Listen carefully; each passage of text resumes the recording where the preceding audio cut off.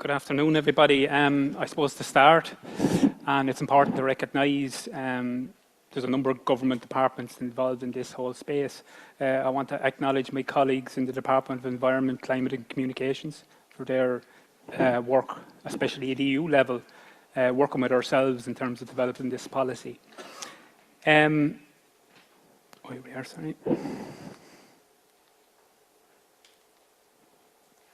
Now, I suppose, what is carbon farming? I know Professor Amara earlier provided a definition, and I'm probably going to expand it a little bit further and looking at it from the perspective of the EU as well. So any practice or process carried out over an activity period of at least 5 years. And I suppose that's now defined within the current EU regulation, which results in which results in capture and temporary storage of atmospheric and biogenic carbon into biogenic carbon pools, or the reduction of soil emissions. So while a little bit technical, look, that's the focus in terms of what has been looked at in carbon farming. I know my colleague in the EU Commission also referenced around livestock emission reductions to be reviewed in 2026. So obviously Ireland will keep a watching brief on that situation as it comes. I suppose why at this stage? Why are we getting involved, and what's the purpose of us getting involved ourselves in development of policy in this area? I suppose it's to provide the structures, but also to endeavour to attract additional investment to support and enable the adoption, acceleration and scaling of management practices. We know the mitigation actions that are there. We know the commitments that have been given earlier around the adoption rates that are also needed. But to scale up those to meet the target is going to be the issue. So we need to incentivise that, or potentially put systems in place where it can be potentially incentivised. I think a lot of this has been echoed earlier, but I suppose, look, we all know the benefits. Increased carbon removals, additional income for land managers, and I would put that potentially with brackets both sides, more biodiversity and nature, and increased climate resilience of farm and forest land. So we're looking for all the adaptation and co-benefits that it can provide. But there are significant challenges. The science this morning really illustrates how complex this area is. I'm going to start from the top. I was actually going to start at the bottom, but the issue is too big. But in terms of cost-efficient monitoring, and Stuart made a very good point in terms of MRV. I think this will be the key focus of how this can be developed in the long term, but I do refocus the whole area of cost efficient. If it's going to cost too much to MRV activities on the ground, then those activities mightn't be funded or rewarded at the end of the day. Obviously, capability and capacity building are going to be a major, and we'll see that from some of the survey results that we did, but from advisory services, down to farmers, down to all stakeholders, more capacity and capability is needed in this whole space. From a financing perspective, obviously public funding is going to be the central pillar in terms of, and has been over the last number of years, in terms of a CAP strategic plan and EU and national funds. However, more money is needed. Where is it going to come from? Will private investment come into this whole space? And it's going to come from the value chain, and I suppose that is the question that needs to be answered. So look at this as well, delivered now at this stage, but we can see where we are in terms of our legal commitments. There is a Climate Action and Low Carbon Development Amendment Act in 2021, so the commitment is there for climate neutral by 2050. Obviously, the agricultural sector has been mentioned, 25% reduction by 2030 in terms of greenhouse gas reductions. So additional measures required to achieve the 2030 target include an enabling carbon framework, and this is where it has come in.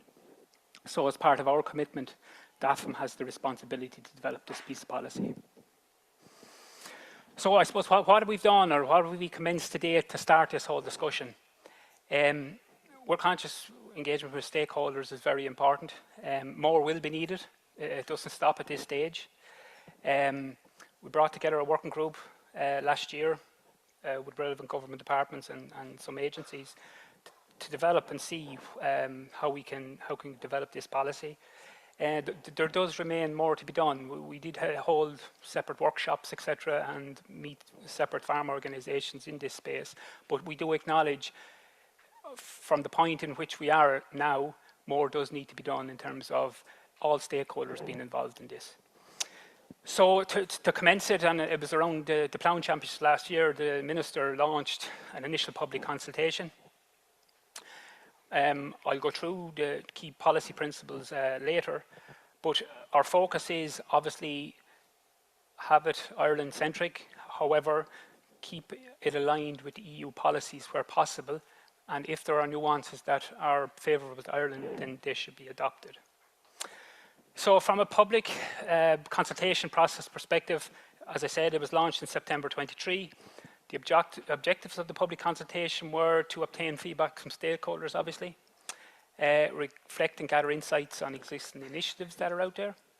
In terms of responses, we had a good response, 457 responses. And I suppose the most positive feedback was received from stakeholders, primarily identifying the opportunity to diversify income.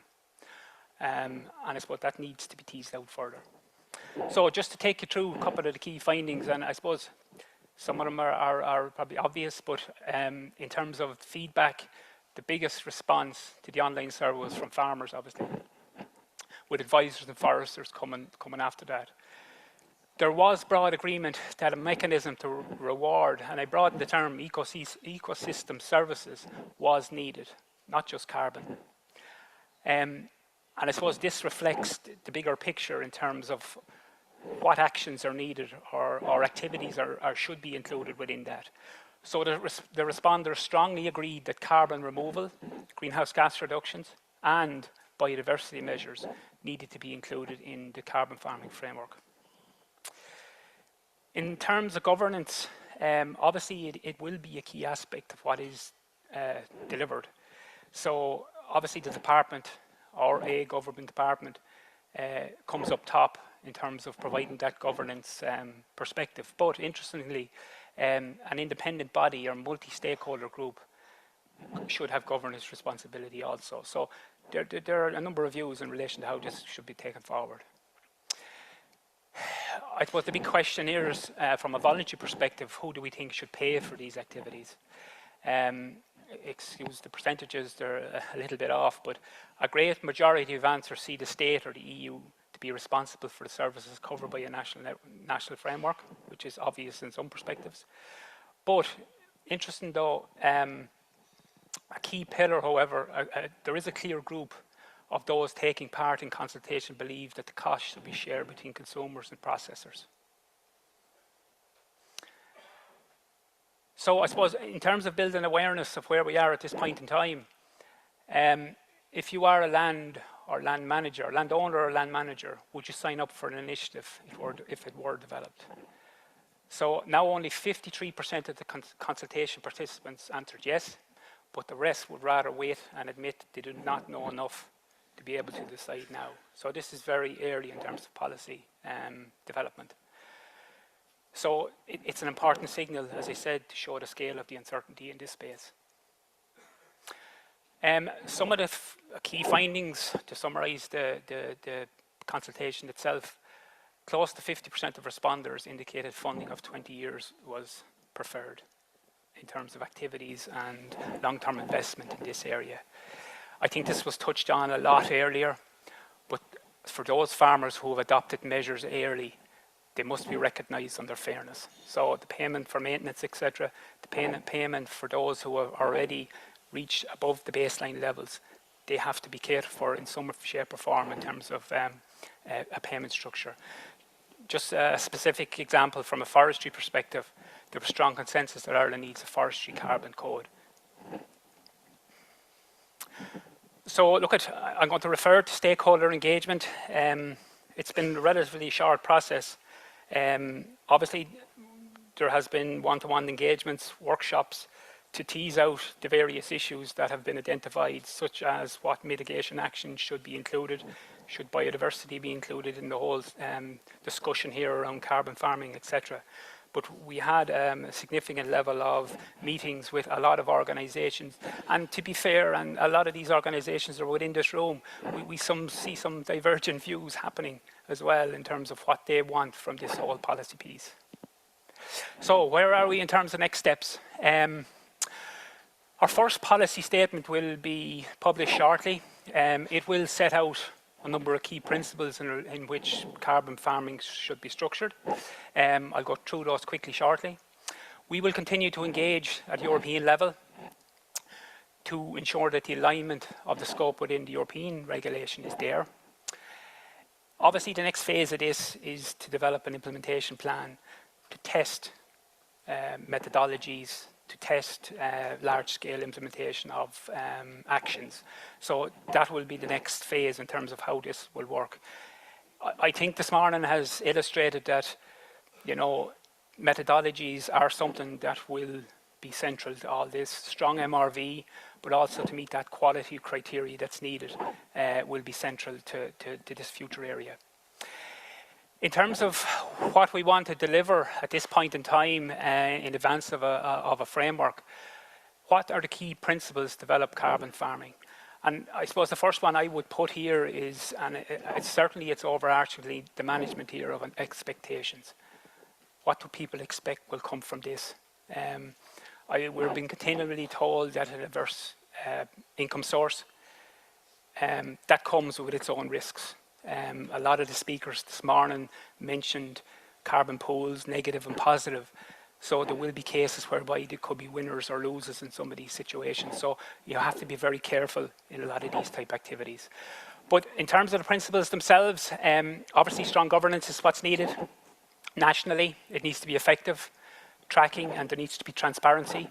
And I suppose within that, and the EU has mentioned that a European register will be available from 2028, but a national register is also needed to coordinate a lot of these activities. In terms of emissions impact, this has been dealt with earlier, but the whole concept of additionality, permanence, robust MRV, and obviously no double counting will be central to any future framework of policy that's put in this area. Finally, in terms of sustainable development, there is the whole social aspect of this. There needs to be benefits and safeguards put in place. They have to contribute towards the targets. They have to be recognised within industries somewhere that they do meet our targets. Obviously, it requires a just transition. It's not going to happen overnight. It needs to be phased in, supported, etc. And it must be demonstrable.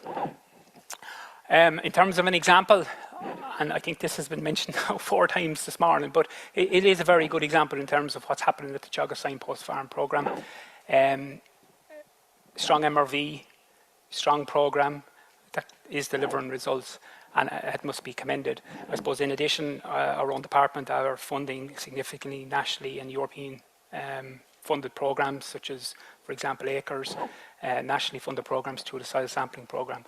So there's a lot of opportunity, a lot of support already been put into this space. So with that, that concludes. Thank you.